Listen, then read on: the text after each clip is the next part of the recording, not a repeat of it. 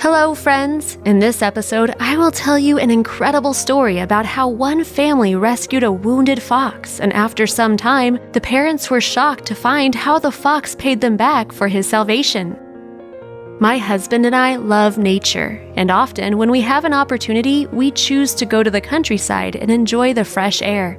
This weekend, my husband, my daughter, and I went away from the city to the village. We wanted to have a good rest, go fishing, and catch a trophy fish.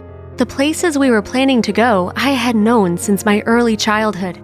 My parents used to have a house there, inherited from my grandparents. As time passed, everyone began to move away to cities, so the village began to devastate, and my parents sold the house. But the old people remained there, and when you wish to go there, you can always spend a couple of days in the house of one of them. We agreed in advance in which house we would stop, took all the necessary things, and started our journey. The village was not that close, 2 hours if there's no traffic. The weather was great. My husband was driving, and my daughter and I were looking out of the window. We drove on a country road and had to drive slowly. It had been raining recently, so the road had been washed out.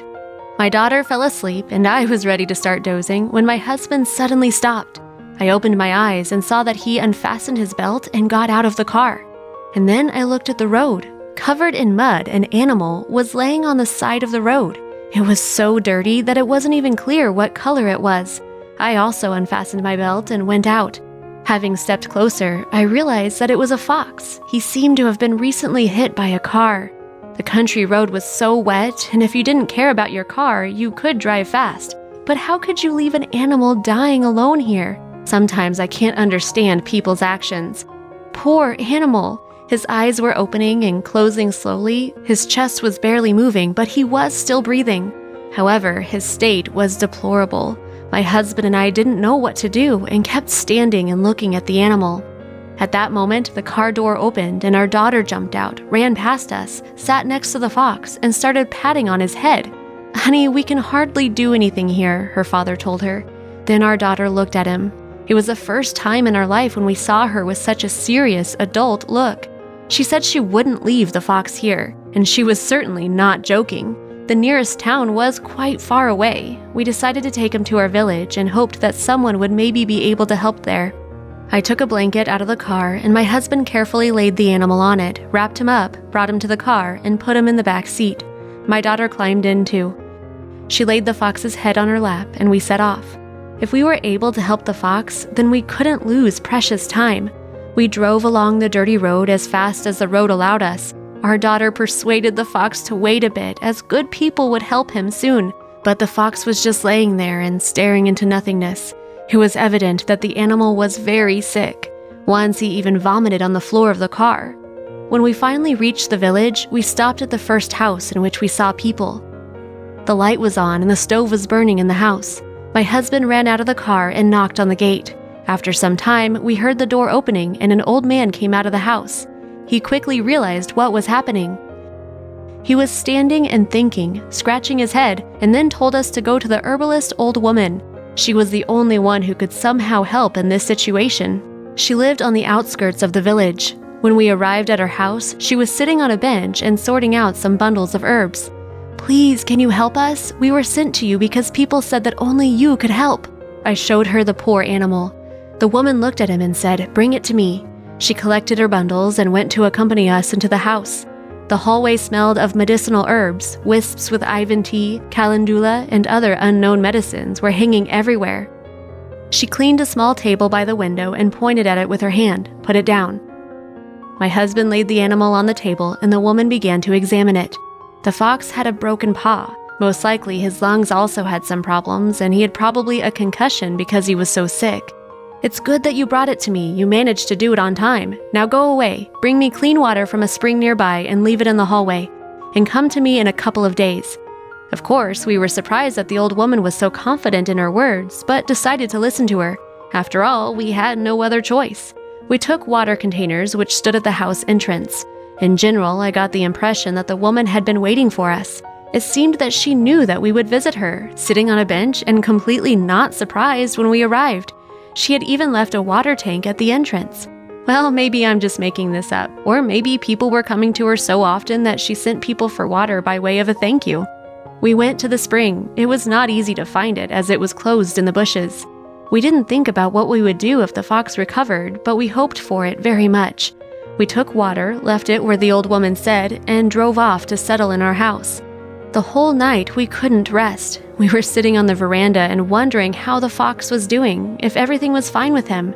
2 days passed. In the morning at 5 o'clock, our daughter woke us up. We explained to her that it was too early to go. She got upset and went to sit outside. After a couple of hours, after having breakfast, we went to the herbalist old woman. We arrived at her house, knocked, but she didn't come out. We waited a bit, knocked again, and then decided to come in on our own. The woman was sitting inside and drinking tea. Our fox was laying in the wooden box at the stove.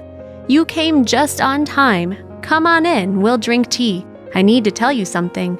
We agreed and sat at the table, and my daughter went to the box near the stove. The clean fox was lying in the box. His legs and stomach were bandaged. In general, he was looking much better, but it was clear that he was still very weak. Having seen the girl, the fox slightly waved his tail straight like a dog. She went up to the fox, greeted him, and sat next to him, gently patting on his head. "Your fox will certainly get better," the old woman said, "but he can no longer live in the wild nature because the wounds are very serious. The fox will be recovering for a long time and won't be able to be a good hunter anymore. You have to decide what to do with it. And by the way, it wasn't a coincidence that the animal was in your way. I see your girl," she nodded towards our daughter. "She and this fox are somehow connected. You can't ruin the connection, otherwise something bad will happen." My husband and I looked at each other. My husband had a surprised look, but I wasn't surprised at all.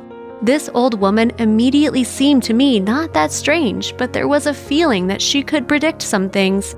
"Okay, take the fox and leave. I have many things to do," the woman said, pretending to be very busy. "Here, I collected some herbs in a bag and wrote on a piece of paper when you need to give them to the animal. Be careful and don't mix it up." I took the bag and gave her a bit of money in return. I felt like I needed to give her something. However, the woman didn't take the money and said that she didn't need it. "You better bring me water from a spring, and when you will be in our village again, stop by and tell me how the fox is doing, if everything is okay with him." Then we left. The fox turned out to be quite an old male. When we went home, he endured the road well, and we began to take care of him. Our daughter went to kindergarten. As soon as she left school, she ran home to her new friend. She started to call him Ray. He learned to walk on a harness, but sometimes showed aggression, so we tried not to leave our daughter alone with him. Some time passed.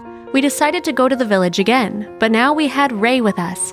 We arrived there safe and sound and went to the old woman to show her the fox. He recognized his savior and ran to fawn on her. Then we went to settle in the house. My husband and I were busy unpacking when I noticed out of the corner of my eye how my daughter and the fox were playing outside. Then he bristled, jumped, and knocked my daughter to the ground. I ran out to them, shouting at the fox so that he would let her go. However, when I ran closer, I saw that everything was fine with my daughter. She sat and looked at the fox with surprise. The fox was holding a snake in his paws. It turned out that he saved her, and then I understood everything. I remembered the words of the herbalist woman that the fate of the animal and my daughter was connected. We saved him, and he saved our daughter. The fox lived with us for several more years and then passed away. Apparently, his life mission was completed. That was our touching story for today. Dear friends, if you liked the story, share it with your friends, and don't forget to click like and subscribe to the channel. Good luck!